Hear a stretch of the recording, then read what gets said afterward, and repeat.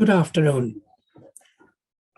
I'm trying to make a presentation on stroke and TIA, and it is something which has been updated both nationally in the UK as well as regionally as to exactly what first steps should be taken by the primary care or members of the secondary care at the hospital.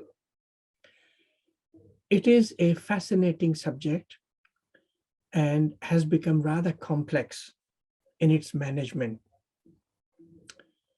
So it's probably going through the same phase when acute coronary syndrome had just begun to be recognized as conditions which required some sort of clot lysis or busting of the clot with various kinds of agents which produce dissolution of clots. So the same interest is now being shown with stroke and TIA as well. So the strategy of management has accordingly shifted. And I'm going to share a PowerPoint slide which has been upgraded in the light of latest NICE guidelines as well as Stroke Association, and is based on an article that I have read on BMJ recently in 2022. So I'm going to share the screen now with the slide, and then hopefully we'll be able to discuss it more thoroughly. And as you can see, that the slide is there, but my picture has become microscopic now that it concerns me. So we'll talk about practical aspects of both stroke as well as transient ischemic attack as it impacts on us and our medical practice in 2022. So how do we describe stroke? And looking at the consensus, I feel that the best way forward would be to say that a stroke is a rapidly developing neurovascular syndrome of a vascular nature characterized by focal as well as global neurological dysfunction lasting for more than 24 hours or leading to death. And in this regard, further elaboration can be made that stroke could be ischemic when there is arterial obstruction leading to the blood supply of the brain, and that therefore is characterized by infarction and damage of the neurological tissue, such as brain, spinal cord, or retina. It can also be said that a stroke could be the result of a spontaneous, which means non-traumatic, hemorrhagic episode of a vascular nature, causing a space-occupying lesion and producing compression on the adjacent brain tissue or into the ventricular system. So this is rather a long-winded explanation of how to describe what stroke is. In the same way, perhaps in a simpler version, one could describe transient ischemic attack as a sudden onset neurological dysfunction caused by focal arterial ischemia without detectable infarction, and which resolves within 24 hours, affecting brain, spinal cord, or retina. Full stop. Most symptoms usually resolve within an hour. So going on from that definition, what would be the symptoms and signs of transient ischemic attack? A variety of sources suggest that the symptoms are variable, although there is some consistency. So there is a sudden onset of neurological symptoms, and it affects the corresponding region that it controls, and then there is recovery. And so it could be that there may be a sudden onset of focal deficit, such as weakness of the arm, loss of sensation of the arm or the leg, difficulty with vision, or problems with speech. It usually would resolve as a TIA within an hour, but it can persist up to 24 hours. And if it lasts beyond that time, or if the neurological deficit persists, it would be called a stroke. So the characteristic features are unilateral weakness or sensory loss, such as in the arm or in the leg on the same side, or both arm and the leg of the same side.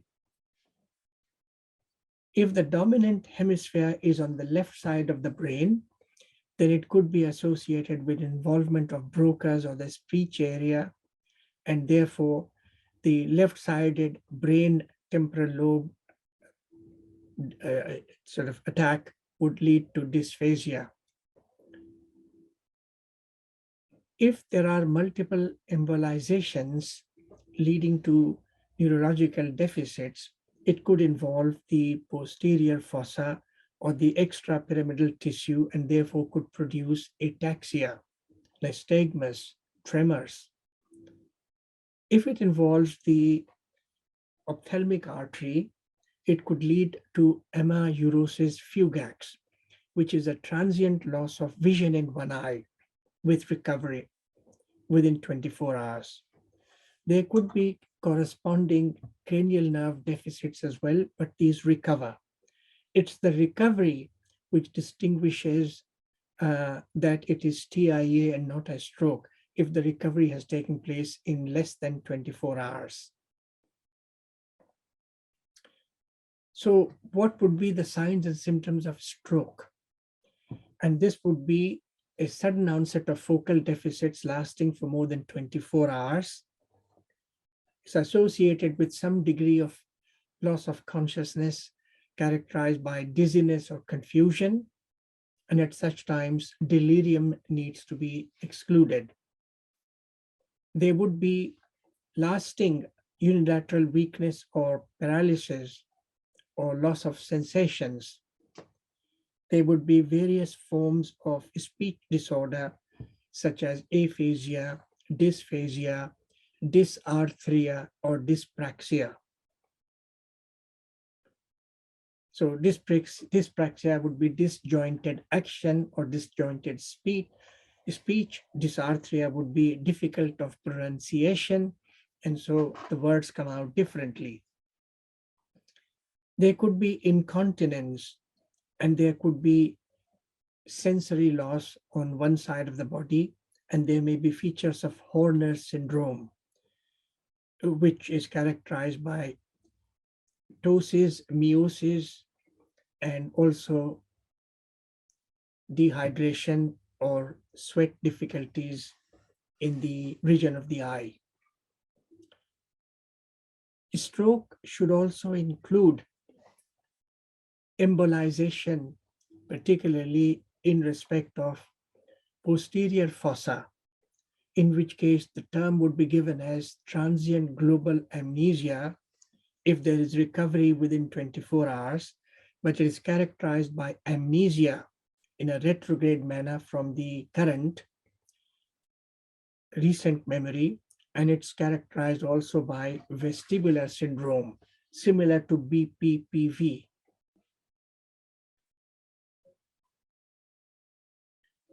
We need to see how many people are affected and what the impact is on our NHS.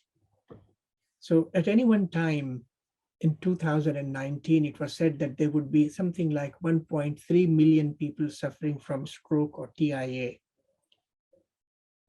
And there are 100,000 patients detected each year in the UK. The hospital admission is similar in all the 4 countries of the UK, with England having received 126,000 patients in 1 year in 2017. There have been recorded 38,000 deaths in the UK per year, where the cause of death is mentioned to be stroke. The common age of developing stroke is usually 70 years in males and 76 years in females. The variety of stroke which is related to hemorrhagic stroke is characterized by subarachnoid hemorrhage, and this happens at the rate of about 6 to 12 per 100,000 patients per year.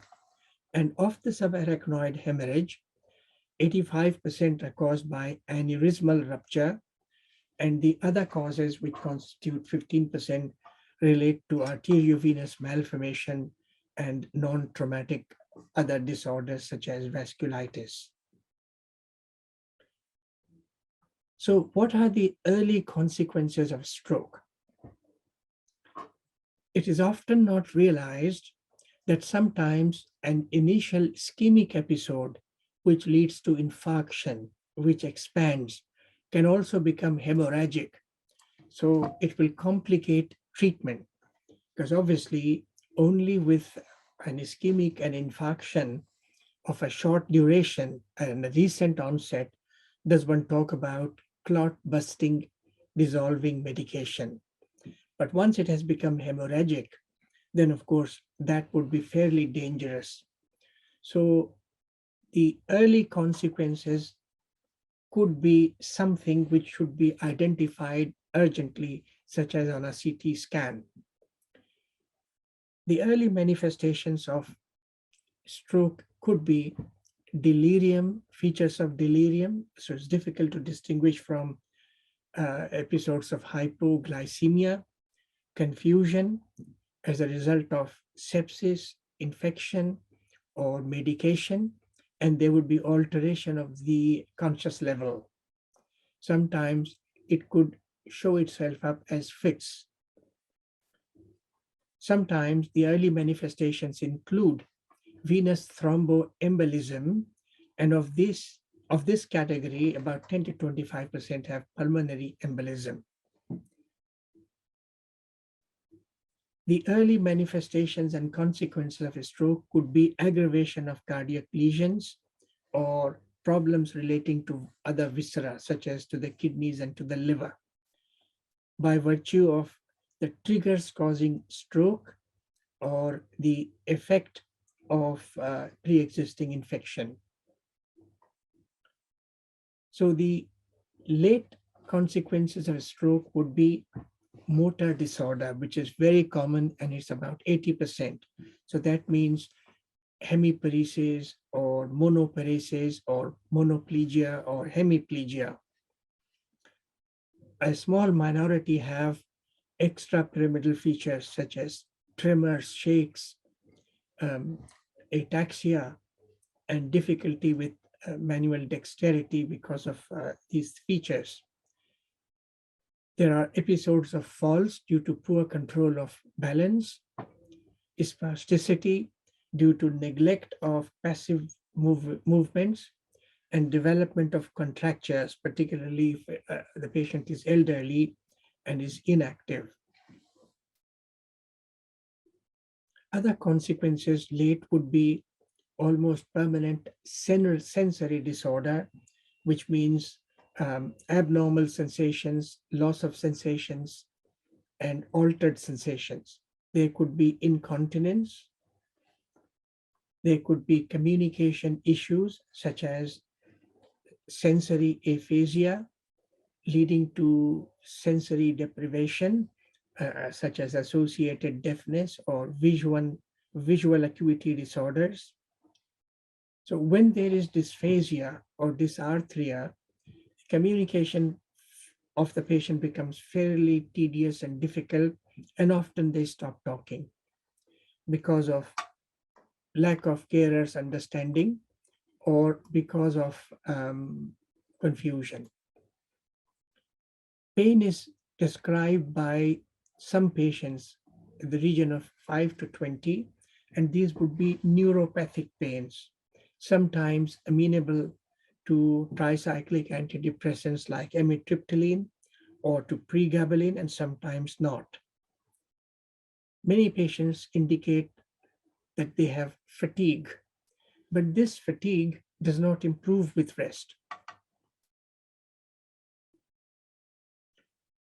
So further late consequences of a stroke would include body dysfunction, somatic disorder, difficulty with swallowing, such as dysphagia, feeding, dyspraxia. There would be sexual inadequacies, and it can lead to something similar to dementia, where there is lack of inhibition. There could be visual consequences, such as difficulty with vision on one side, problems with accommodation. The understanding of situation could be mild, and this would therefore be a starting point for mild cognitive impairment or beginning of dementia. Many patients develop difficulties with managing activities of daily living, and therefore 1 in 12 of patients who suffer from stroke end up living in a care home. There would be social consequences such as avoidance of people, embarrassment, and changing of temperaments. And there are emotional and psychological implications as consequence of stroke. So what could be the causes of ischemic stroke, which constitute 85%, whereas hemorrhagic stroke constitute 15%? So not in order of frequency, but in terms of its impact.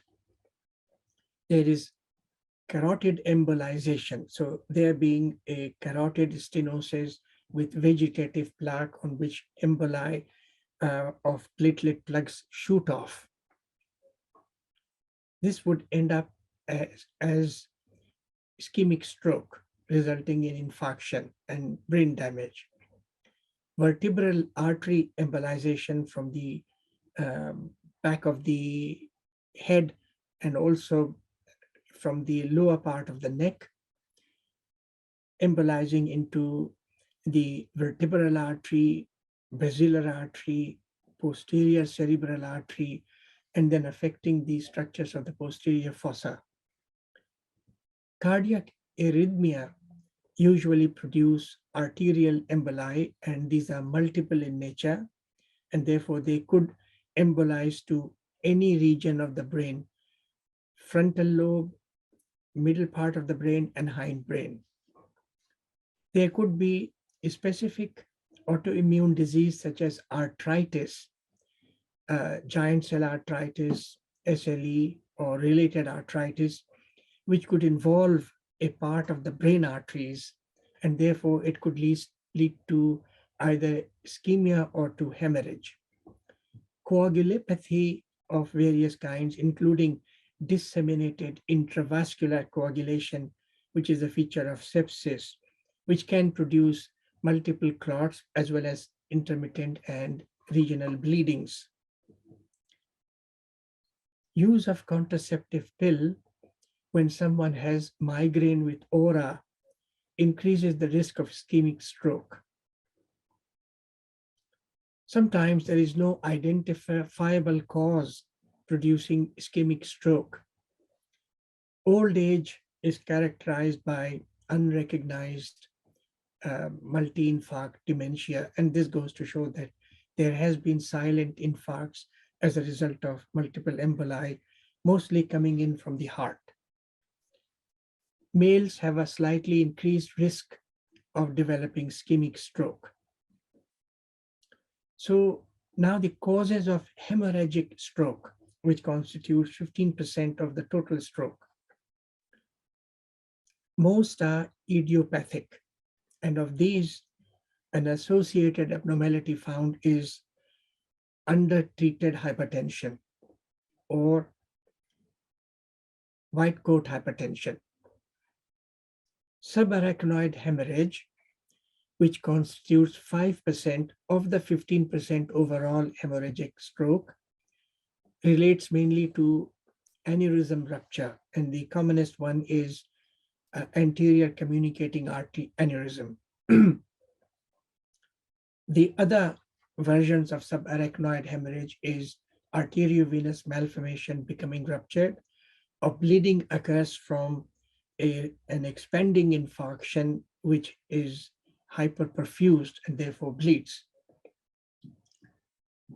There are some lifestyle factors which are avoidable and which contribute to the development of hemorrhagic stroke, and such as smoking, excess or binge alcohol intake, prolonged inactivity leading to stasis, obesity, and unhealthy diet.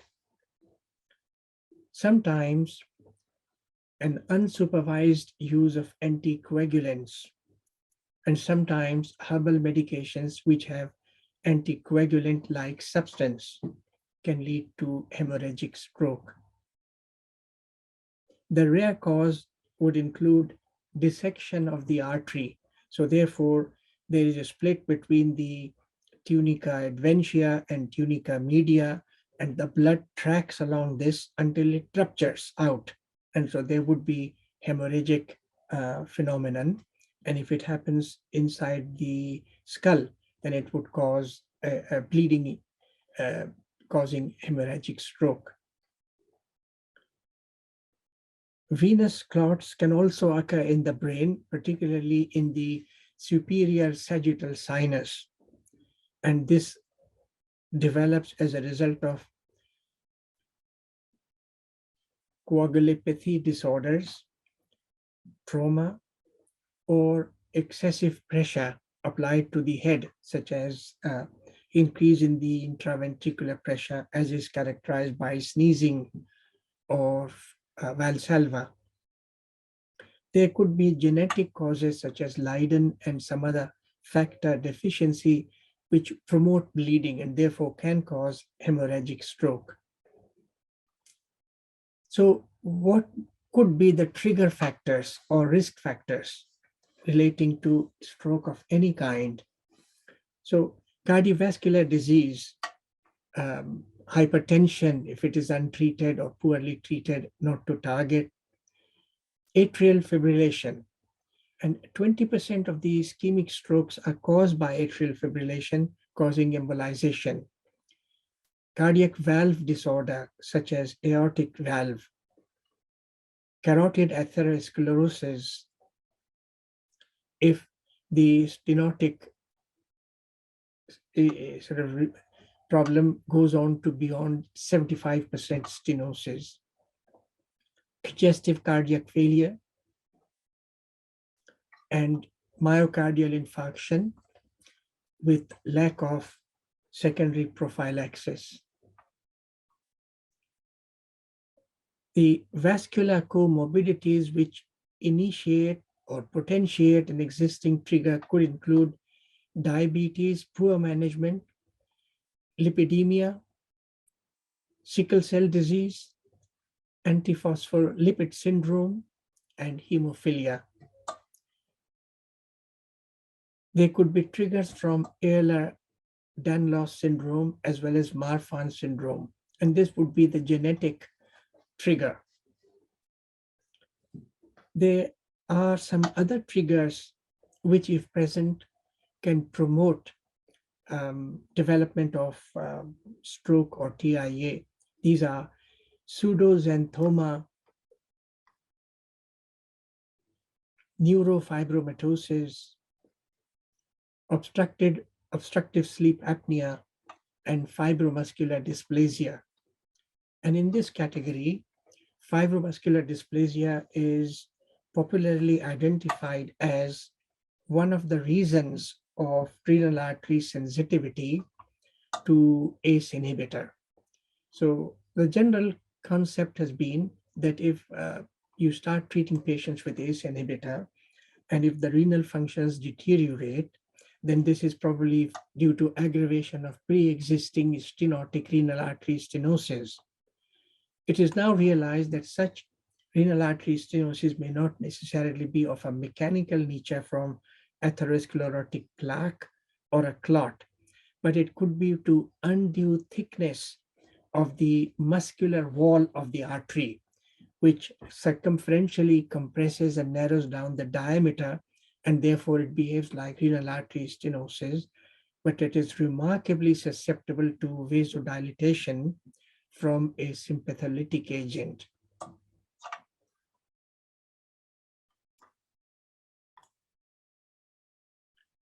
So let's look at the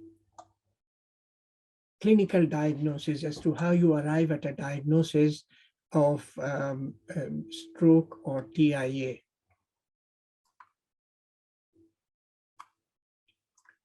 So when the history is taken from the patient who is conscious, you would understand the beginnings of TIA or stroke.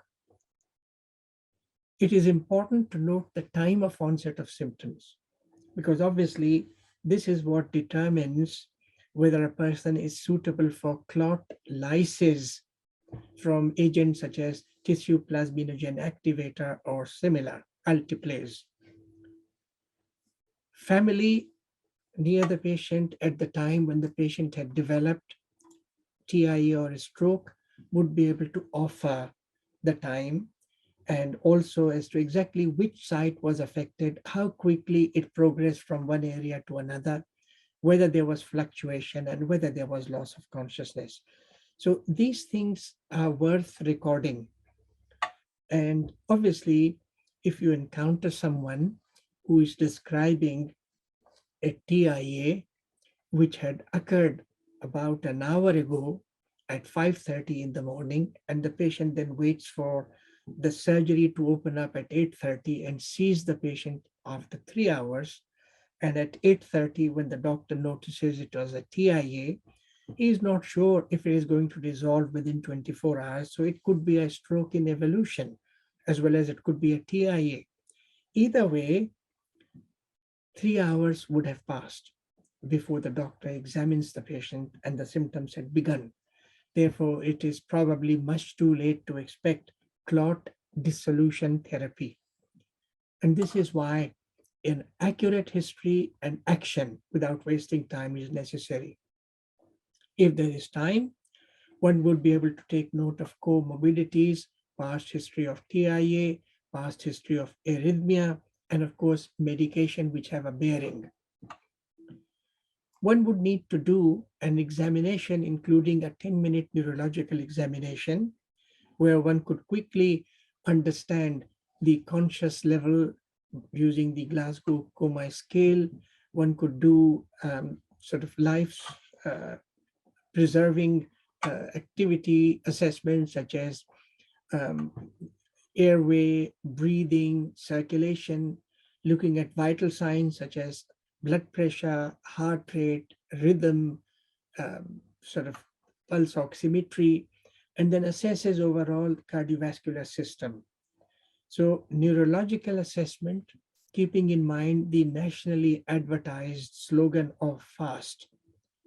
If your face drops, if your arm becomes weak, if your speech is affected, it is time to call 999 or emergency services, because you are heading towards a stroke. And the quicker the diagnosis is made, the quicker it can be better treated. And one should, of course, in the primary care, look at the general health as well. If it does not delay the transport, so one would need to assess the blood glucose, the ECG, time allowing it. So there are certain things with which stroke can be initially confused with. So metabolic and toxic conditions such as hypoglycemia, excess alcohol withdrawal syndrome, and effects of drugs which are of a hallucinogenic nature. So these can cause confusion in the understanding of stroke. There could be problems relating to maintaining balance, falls, vasovagal syncope, or vestibular type of features associated with cranial nerve features such as nystagmus, such as athetosis and tremor. So one could confuse get confused with Meniere's disease, vasovagal syncope, POTS syndrome, and so on. There could be some neurological confusion, such as a patient being unsure whether they have had fits, and if the family can't substantiate or give further elaboration on that, whether the person is a female who is on combined oral contraceptive pill and has been having migraine with aura, and then suddenly there is a neurological symptom. Multiple sclerosis, infranuclear facial palsy, and spinal claudication like features are all conditions which can be and need to be distinguished from stroke because some of the symptoms are similar. Head injury, abscesses of the brain, encephalitis produced as a result of bacterial or viral infection, encephalitis related to, say, B1, such as Wernicke's encephalopathy. This hypertensive encephalopathy has now been removed and it is simply referred to as uncontrolled hypertension. Space occupying lesion, such as cancer, large blood sort of blood such as cancer of the brain or of the meninges, or an injury producing a hematoma like subdural hematoma, producing symptoms which are confusing and are similar to stroke. There could be dementia, and this could be an association or an additional comorbidity. Vasculitis, such as giant cell arteritis, and other forms of arthritis, such as lupus. So, how does one manage this condition in the primary care? So, when they appear and give a history suggestive of TIA, you must assume these cases to be stroke in evolution, unless they have resolved fully with no neurological deficits after 24 hours. So you can't abandon them, you can't send them home, you can't do anything else other than refer them for emergency admission with suspected stroke, which is recovering, which has recovered and resolved, and which is developing as a stroke in evolution. You need to give time of onset of symptoms and medication which the patient is on. Because obviously, if someone is on aspirin or on clopidogrel for a cardiac valvular condition, then obviously how you lyse it with clot destroying ability is affected. No matter how sure you would be that it is an ischemic stroke, you should not provide anticoagulation until bleeding inside the head is excluded from a CT scan. You need to pay attention to airway, breathing, circulation, providing oxygen whilst waiting for the emergency transport to the hospital. You cannot be sure if there is stroke in evolution, if there is a current, very recent, within the last few minutes or hours, history of TIA. So this is how you would manage. And so what would be the management of TIA? And this, therefore, is of a person who has had TIA perhaps 2 weeks ago and has fully recovered within 24 hours, has no current neurological deficits, and has come to you for advice. So assuming that this was a TIA which has resolved, you need to put this patient on secondary prevention. We'll talk about antiplatelets and so on in a little while.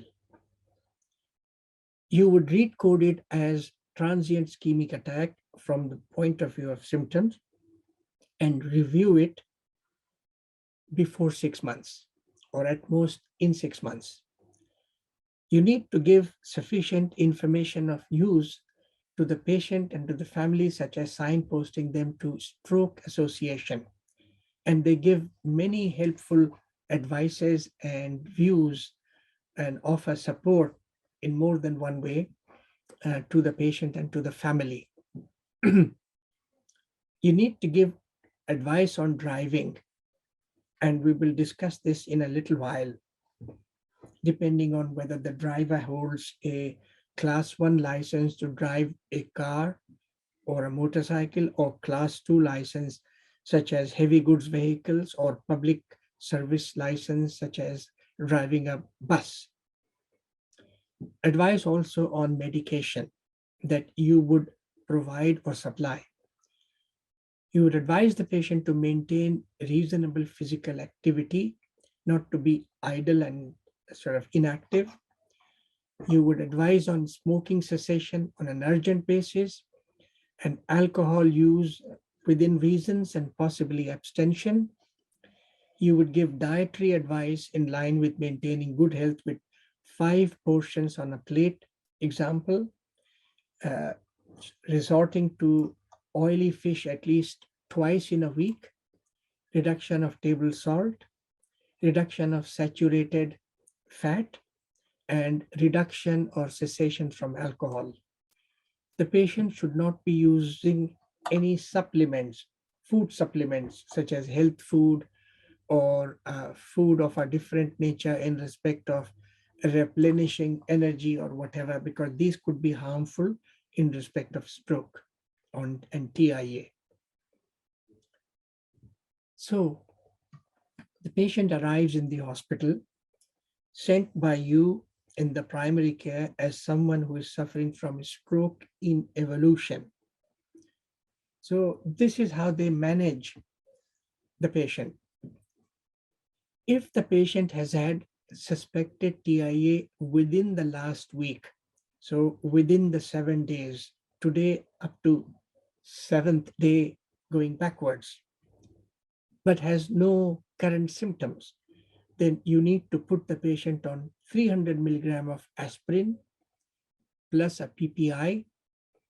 But if the patient is already on 75 milligram, then there is no need to increase the dose or to give PPI unless you feel it is appropriate. If patients are already on anticoagulants, such as for atrial fibrillation or heart valve issues, then they should have urgent CT scan to exclude intracranial bleeding. The scoring ABCD2 score, which determines whether the person has TIA or stroke and likely to have stroke in 2 days, and it's a 7-point score, is valueless in respect of practicality. So if the patient arrives in casualty, or you have a choice of sending the patient somewhere, then this patient should be referred to the stroke unit to be seen within 24 hours, because they are the ones who overall manage a patient who has been suffering from TIA, but within the last 1 week. Supposing this patient has had TIA more than a week ago and has fully recovered, then the referral should be to be seen by the stroke unit within a week, not the same day. Advise the patients not to drive until seen by the specialist, because you don't know at this stage whether the patient has just suffered from a TIA or a stroke in evolution. Give appropriate information source to the patient by directing them to NHS or to the stroke organization or stroke association, and therefore they would benefit from it. So what medication would the hospital be giving the patient if they have arrived with stroke or TIA? So if it is a ischemic attack, ischemic stroke, patients would be given antiplatelets. So it would be clopidogrel or dipyridamole if clopidogrel is not tolerated well. Aspirin, which goes without saying. In fact, with a stroke from which the patient has seemingly recovered, you need to put as a secondary prophylactic a dual antiplatelet treatment, which is aspirin plus clopidogrel for 90 days. And if it's the case that the patient doesn't tolerate the clopidogrel, then aspirin plus ticagrelor for 30 days. And then the patient would remain on aspirin alone.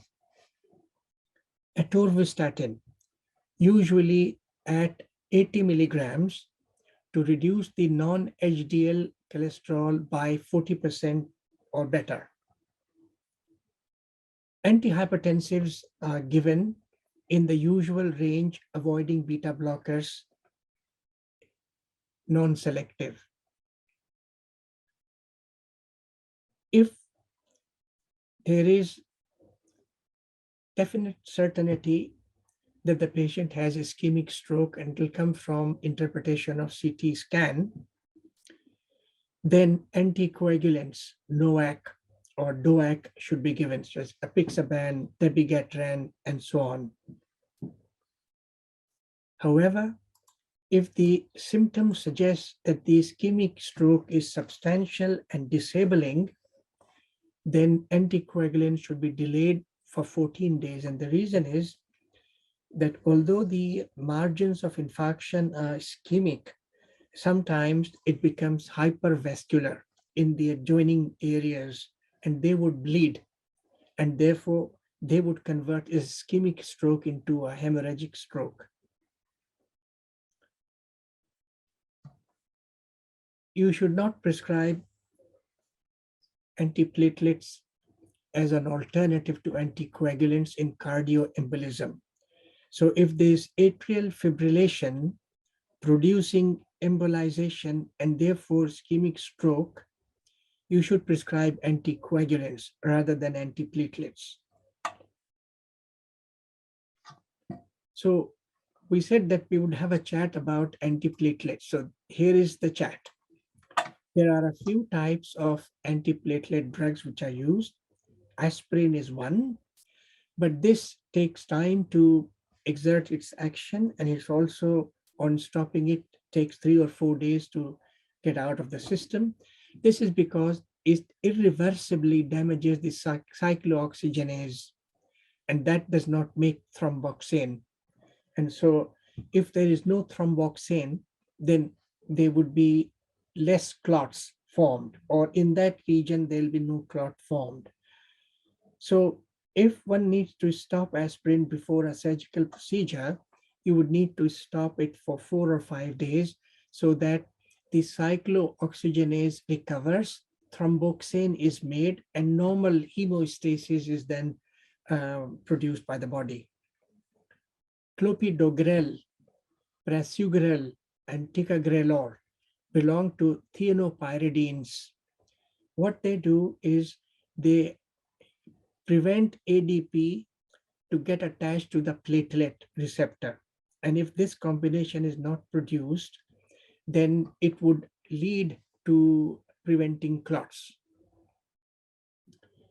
Similarly, the actions of these two ADP on platelet receptor will block the activation of G2B3A, and that also leads to prevention of further clots.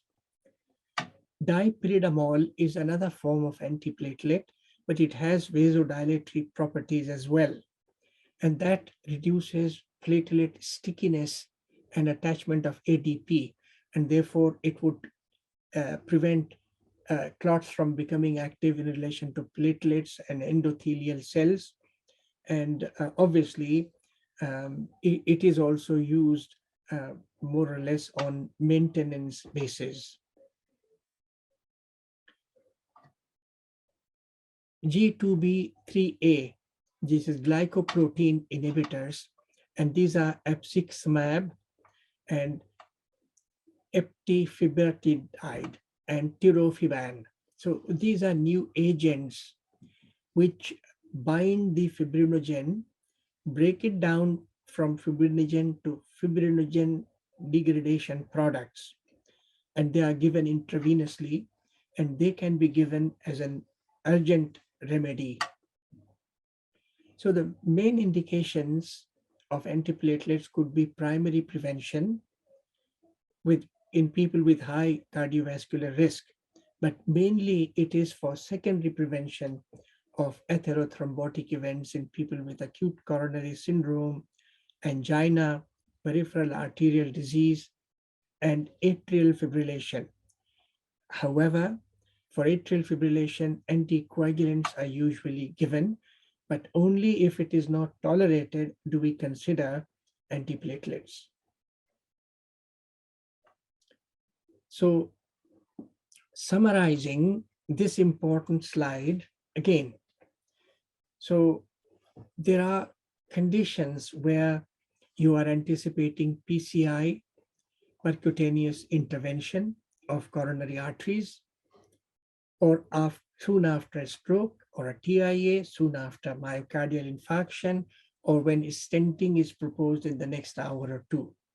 So this will all be for secondary prevention of cardiovascular disease. So if it is for angina, you then give 75 milligrams of aspirin, and you could consider clopidogrel if patients cannot take aspirin. If there is atrial fibrillation, dual antiplatelet treatment such as aspirin and clopidogrel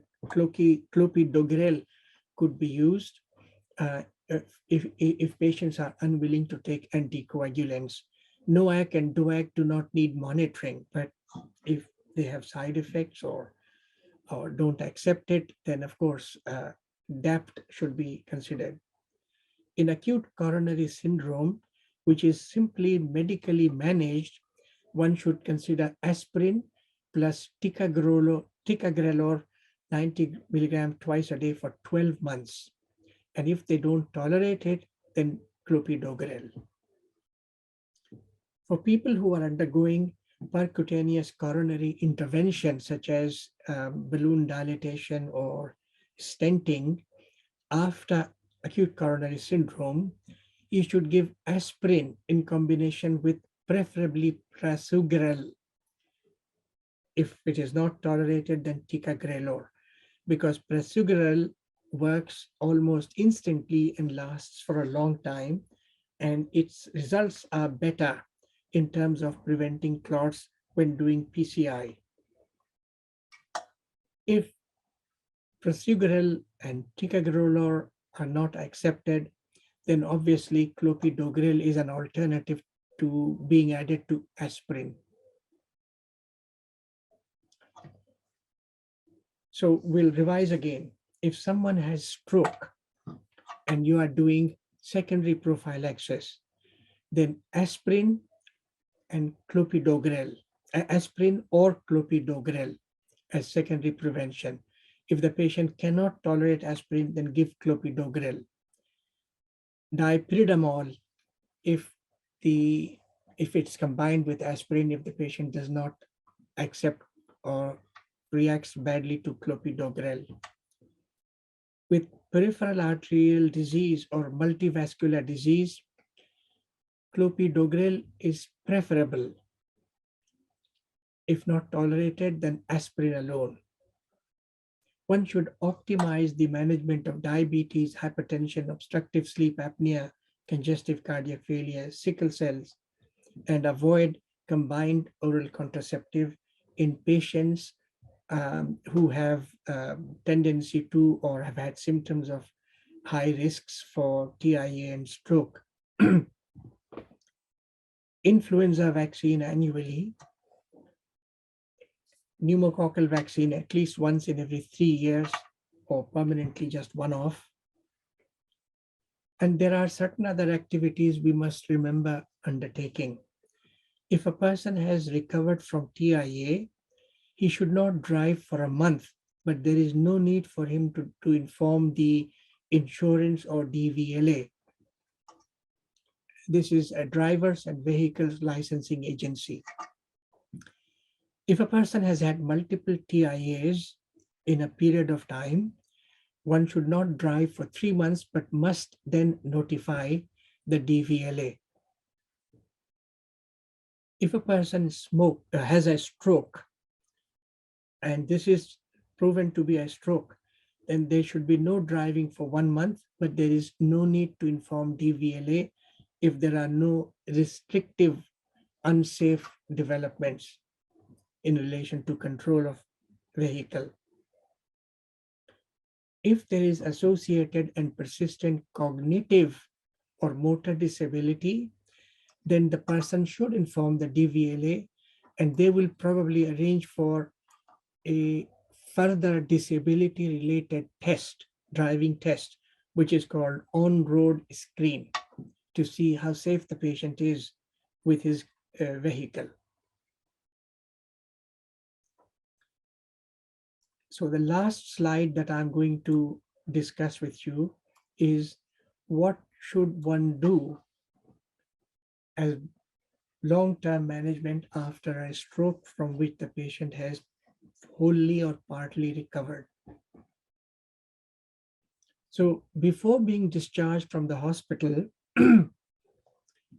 the consultant or deputy would have arranged for a social care and a health care plan. The social care plan will be addressed to the social workers in the social services department to assist the patient with their home management.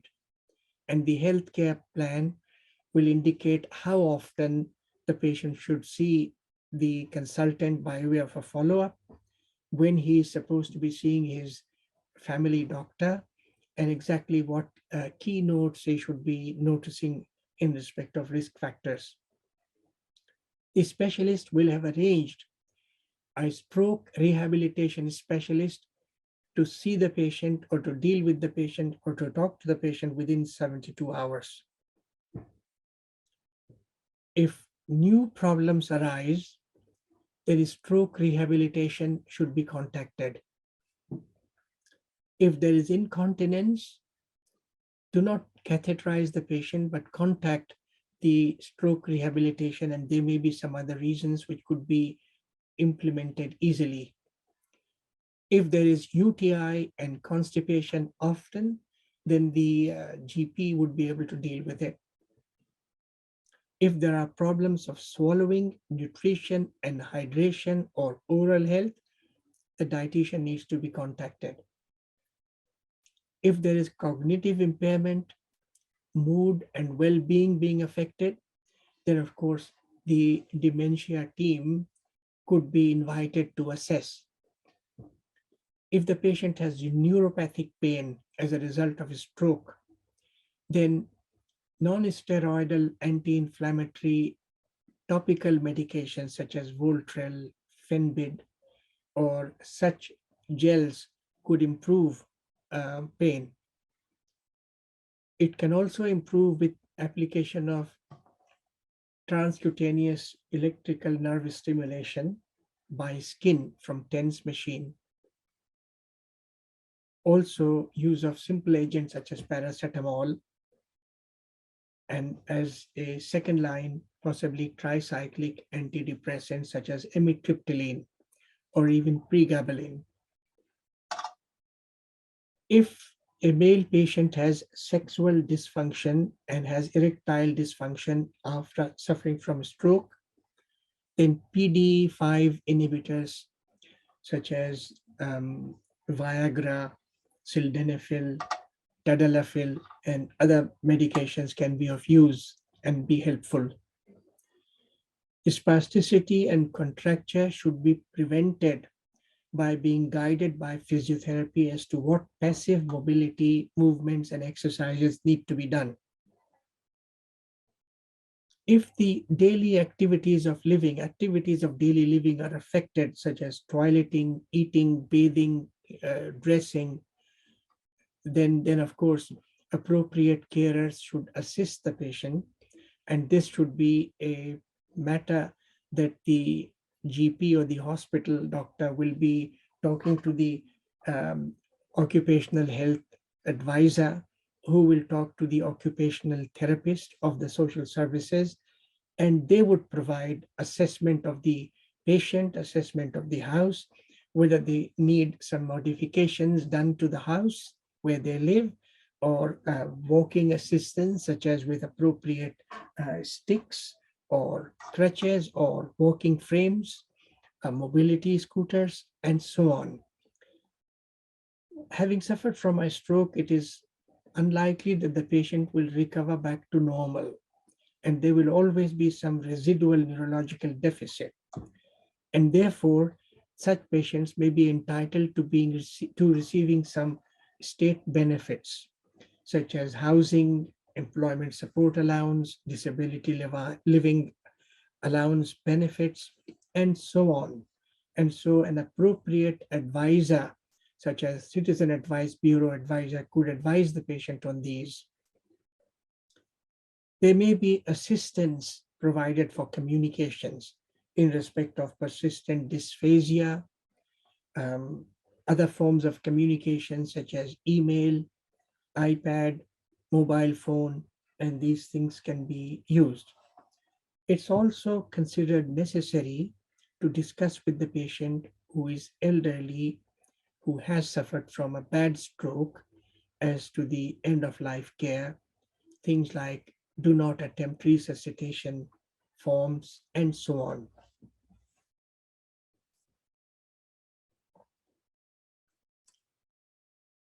So we have discussed a few things already, and obviously we will now need to see whether this explanation and updating of current guidelines has resulted in any benefit to you in respect of what you could and should be doing. And my feeling is that it should be of some use to you, and therefore, hopefully, you will derive some benefits, and um, the preparation of this presentation has actually taken place as a result of former um, uh, sort of uh, information that I already had. And so therefore, we need to consider whether sort of say you would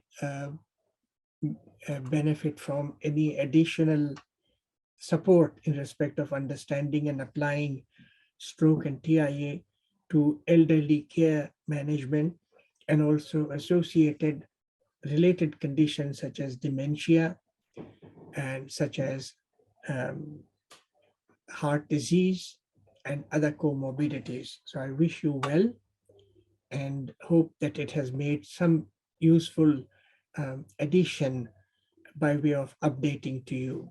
Thank you very much.